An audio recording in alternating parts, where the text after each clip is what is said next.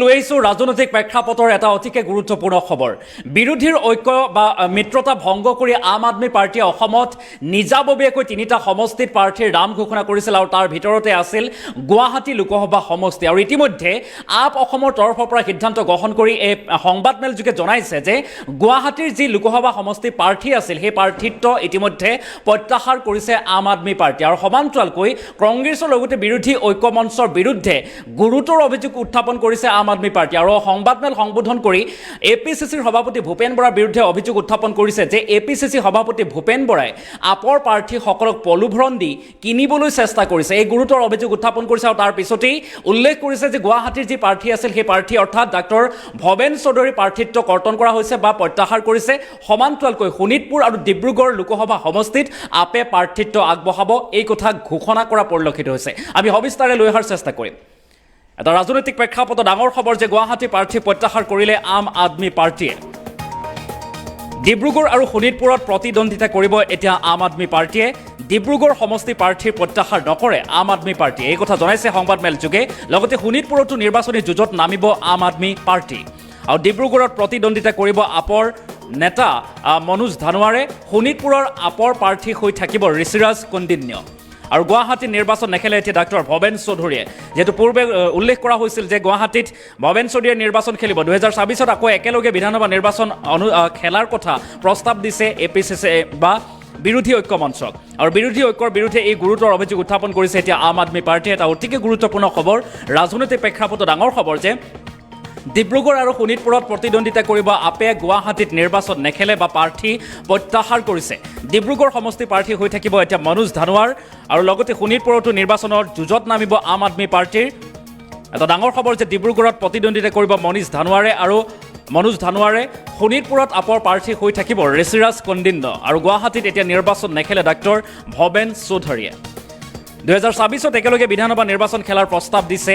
এনেদৰে এতিয়া আপে পুনৰবাৰ। কিন্তু সমান্তৰালকৈ ভূপেন বৰাই বিৰোধী ঐক্য মঞ্চৰ বা বিৰোধী নেতাই ভূপেন বৰাই বিশেষকৈ ভূপেন বৰাই প্ৰলোভন দিছে, ফোন কৰি কৰি প্ৰাৰ্থীসকলক প্ৰলোভন দিছে, সেই গুৰুতৰ অভিযোগ উত্থাপন কৰিছে। অৰ্থাৎ আপৰ প্ৰাৰ্থীসকলক কিনিবলৈ চেষ্টা কৰিছে বুলি গুৰুতৰ অভিযোগ উত্থাপন কৰিছে। আৰু সমান্তৰালকৈ এনেদৰে বিৰোধী ঐক্যৰ সৈতে মিত্ৰতা ভংগ কৰি আম আদমি পাৰ্টীয়ে পুনৰবাৰ বিৰোধী ঐক্যৰ মঞ্চৰ বিৰুদ্ধে মহা বিস্ফোৰক অভিযোগ উত্থাপন কৰা পৰিলক্ষিত হৈছে। সমান্তৰালকৈ গুৱাহাটীৰ যি প্ৰাৰ্থী বা নাম ঘোষণা কৰা হৈছিল আপে 3টা সমষ্টিৰ প্ৰাৰ্থিত্ব তালিকা প্ৰকাশ কৰিছিল পোনপ্ৰথমে। আৰু তাৰ পিছতেই সিদ্ধান্ত অনুসৰি বৰ্তমান গুৱাহাটীত আপে নিৰ্বাচন নেখেলে, অৰ্থাৎ ডাক্তৰ ভৱেন চৌধুৰীয়ে নিৰ্বাচন নেখেলে বা প্ৰাৰ্থীৰ প্ৰত্যাহাৰ কৰা হৈছে, এই কথা সংবাদমেল যোগে উল্লেখ কৰা পৰিলক্ষিত হৈছে। আমি সংবাদমেলৰ সেই কিছু ক্ৰিয়দাংশ এই মুহূৰ্তত শুনোৱাৰ চেষ্টা কৰিম।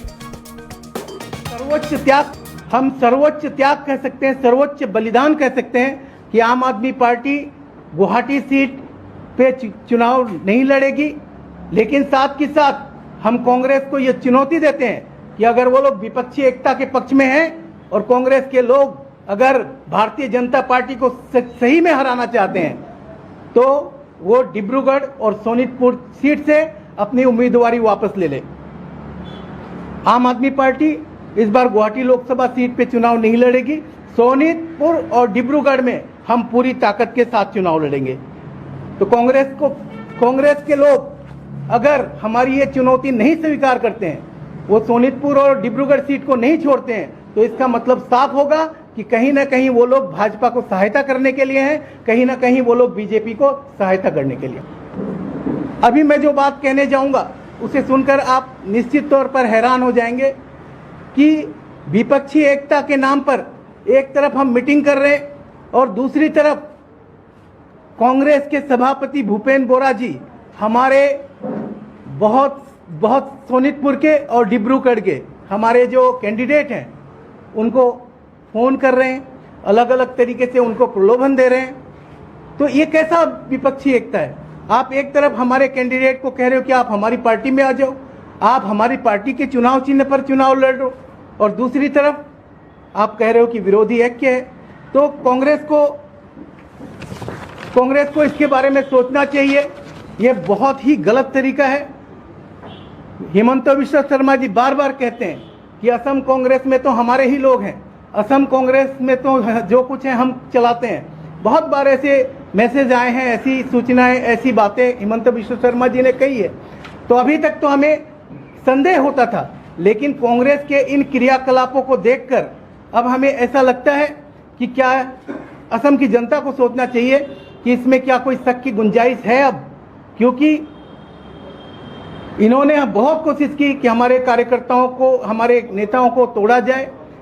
यहां तक कि कल रात तक भी हमारे जितने भी कैंडिडेट हैं उनसे संपर्क स्थापित किया गया, लेकिन हमारे लोग बिकाऊ नहीं हैं। कांग्रेस के नेता जिस तरीके से कांग्रेस छोड़कर भारतीय जनता पार्टी में सम्मिलित होते हैं, आम आदमी पार्टी के नेता ऐसे नहीं हैं। इसका मतलब साफ है कि जो डिब्रूगढ़ और सोनितपुर की सीट में हमारे जो उम्मीदवार हैं वो उम्मीदवार काफ़ी मजबूत हैं और कांग्रेस या विपक्ष के दूसरे दलों के पास उनके समान कोई चेहरा नहीं है, वैसे उम्मीदवार नहीं है। इसलिए कांग्रेस को ये 2 सीटें आम आदमी पार्टी को छोड़ देना चाहिए था, पर कांग्रेस ने ऐसा नहीं किया। कई लोगों ने हमें बताया कि कांग्रेस का मकसद बीजेपी को हराना नहीं है, उनका मकसद है कि आम आदमी पार्टी असम में अपना एक भी सीट ना जीत पाए। पहले ये हमें शक था, धीरे धीरे ये हमारा शक और भी पुख्ता हो जा रहा है। आज हम असम की जनता को बताना चाहते हैं कि अब आप तय कीजिए कि कौन लोग विपक्षी एकता के पक्ष में हैं और कौन नहीं, कौन देश के संविधान को बचाने के लिए, बीजेपी को हराने के लिए संकल्पबद्ध है, कौन बीजेपी को हराने के लिए अपना बलिदान दे सकता है और किन्हें सिर्फ अपने स्वार्थों की चिंता है। आम आदमी पार्टी की पॉलिटिकल अफेयर कमेटी, जो हमारी राजनीतिक परिक्रमा समिति है, जो आम आदमी पार्टी की सबसे बड़ी बॉडी है, उन्होंने एक बहुत ही महत्वपूर्ण फैसला लिया है, जिसे हम सर्वोच्च त्याग कह सकते हैं, सर्वोच्च बलिदान कह सकते हैं कि आम आदमी पार्टी गुवाहाटी सीट पे चुनाव नहीं लड़ेगी। लेकिन साथ ही साथ हम कांग्रेस को ये चुनौती देते हैं कि अगर वो लोग विपक्षी एकता के पक्ष में हैं और कांग्रेस के लोग अगर भारतीय जनता पार्टी को सही में हराना चाहते हैं, तो वो डिब्रूगढ़ और सोनितपुर सीट से अपनी उम्मीदवारी वापस ले ले। आम आदमी पार्टी इस बार गुवाहाटी लोकसभा सीट पे चुनाव नहीं लड़ेगी। सोनितपुर और डिब्रूगढ़ में हम पूरी ताकत के साथ चुनाव लड़ेंगे। तो कांग्रेस के लोग अगर हमारी ये चुनौती नहीं स्वीकार करते हैं, वो सोनितपुर और डिब्रूगढ़ सीट को नहीं छोड़ते हैं, तो इसका मतलब साफ होगा कि कहीं ना कहीं वो लोग भाजपा को सहायता करने के लिए हैं, कहीं ना कहीं वो लोग बीजेपी को सहायता करने के लिए। हम सर्वोच्च त्याग कह सकते हैं, सर्वोच्च बलिदान कह सकते हैं कि आम आदमी पार्टी गुवाहाटी सीट पे चुनाव नहीं लड़ेगी। लेकिन साथ ही साथ हम कांग्रेस को ये चुनौती देते हैं कि अगर वो लोग विपक्षी एकता के पक्ष में हैं और कांग्रेस के लोग अगर भारतीय जनता पार्टी को सही में हराना चाहते हैं, तो वो डिब्रूगढ़ और सोनितपुर सीट से अपनी उम्मीदवारी वापस ले ले। आम आदमी पार्टी इस बार गुवाहाटी लोकसभा सीट पे चुनाव नहीं लड़ेगी। सोनितपुर और डिब्रूगढ़ में हम पूरी ताकत के साथ चुनाव लड़ेंगे। तो कांग्रेस के लोग अगर हमारी ये चुनौती नहीं स्वीकार करते हैं, वो सोनितपुर और डिब्रूगढ़ सीट को नहीं छोड़ते हैं, तो इसका मतलब साफ होगा कि कहीं ना कहीं वो लोग भाजपा को सहायता करने के लिए हैं, कहीं ना कहीं वो लोग बीजेपी को सहायता करने के लिए। अभी मैं जो बात कहने जाऊंगा उसे सुनकर आप निश्चित तौर पर हैरान हो जाएंगे कि विपक्षी एकता के नाम पर एक तरफ हम मीटिंग कर रहे हैं और दूसरी तरफ कांग्रेस के सभापति भूपेन बोरा जी हमारे बहुत सोनितपुर के और डिब्रूगढ़ के हमारे जो कैंडिडेट हैं उनको फोन कर रहे हैं, अलग अलग तरीके से उनको प्रलोभन दे रहे हैं। तो ये कैसा विपक्षी एकता है? आप एक तरफ हमारे कैंडिडेट को कह रहे हो कि आप हमारी पार्टी में आ जाओ, आप हमारी पार्टी के चुनाव चिन्ह पर चुनाव लड़ो, और दूसरी तरफ आप कह रहे हो कि विरोधी ऐक्य है। तो कांग्रेस को इसके बारे में सोचना चाहिए। ये बहुत ही गलत तरीका है। हिमंत बिश्व शर्मा जी बार बार कहते हैं कि असम कांग्रेस में तो हमारे ही लोग हैं, असम कांग्रेस में तो जो कुछ है हम चलाते हैं। बहुत बार ऐसे मैसेज आए हैं, ऐसी सूचनाएं, ऐसी बातें हिमंत बिश्व शर्मा जी ने कही है।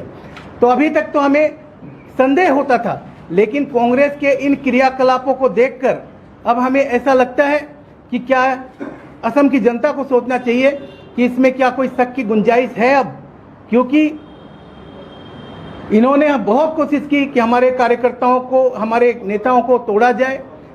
यहां तक कि कल रात तक भी हमारे जितने भी कैंडिडेट हैं उनसे संपर्क स्थापित किया गया, लेकिन हमारे लोग बिकाऊ नहीं हैं। कांग्रेस के नेता जिस तरीके से कांग्रेस छोड़ छोड़कर भारतीय जनता पार्टी में सम्मिलित होते हैं, आम आदमी पार्टी के नेता ऐसे नहीं हैं।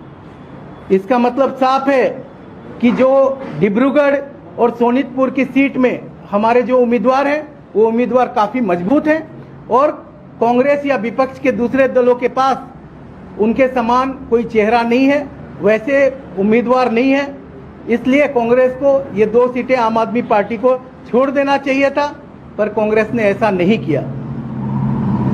कई लोगों ने हमें बताया कि कांग्रेस का मकसद बीजेपी को हराना नहीं है, उनका मकसद है कि आम आदमी पार्टी असम में अपना एक भी सीट ना जीत पाए। पहले ये हमें शक था, धीरे धीरे ये हमारा शक और भी पुख्ता हो जा रहा है। आज हम असम की जनता को बताना चाहते हैं कि अब आप तय कीजिए कि कौन लोग विपक्षी एकता के पक्ष में हैं और कौन नहीं, कौन देश के संविधान को बचाने के लिए, बीजेपी को हराने के लिए संकल्पबद्ध है, कौन बीजेपी को हराने के लिए अपना बलिदान दे सकता है और किन्हें सिर्फ अपने स्वार्थों की चिंता है।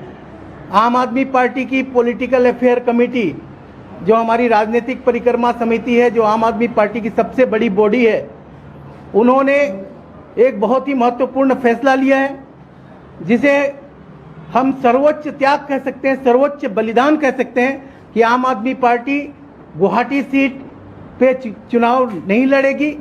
लेकिन साथ ही साथ हम कांग्रेस को ये चुनौती देते हैं कि अगर वो लोग विपक्षी एकता के पक्ष में हैं और कांग्रेस के लोग अगर भारतीय जनता पार्टी को सही में हराना चाहते हैं तो वो डिब्रूगढ़ और सोनितपुर सीट से अपनी उम्मीदवारी वापस ले ले। आम आदमी पार्टी इस बार गुवाहाटी लोकसभा सीट पे चुनाव नहीं लड़ेगी। सोनितपुर और डिब्रूगढ़ में हम पूरी ताकत के साथ चुनाव लड़ेंगे। तो कांग्रेस के लोग अगर हमारी ये चुनाव